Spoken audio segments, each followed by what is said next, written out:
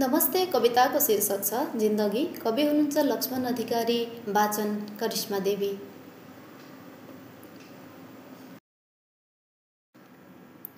व्यर्थै टुट्नु र फुट्नुकै समर झैँ कुस्ती नहो जिन्दगी।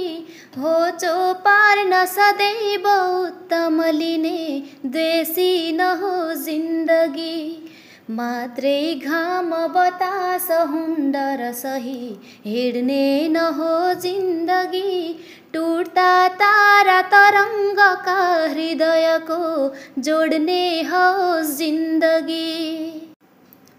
पैरौँ पर्वतको समान जहिले ढल्ने नहो जिन्दगी। फाटेको तनको जरा बसन झैँ फाल्ने नहो जिन्दगी।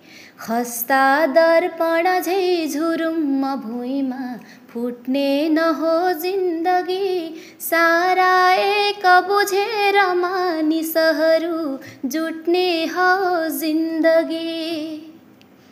हल्लाको भरमा समर्थन दिने ताली नहो जिन्दगी। उर्लेको खहरी समान भल झैँ बाडी नहो जिन्दगी। बोक्राको रस झैँ चुसी सतहमा रम्ने नहो जिन्दगी। त्यागी तुच्छ विचार उद्यम ठुलो गर्ने हो जिन्दगी। त्यागी तुच्छ विचार उद्यम ठुलो गर्ने हो जिन्दगी।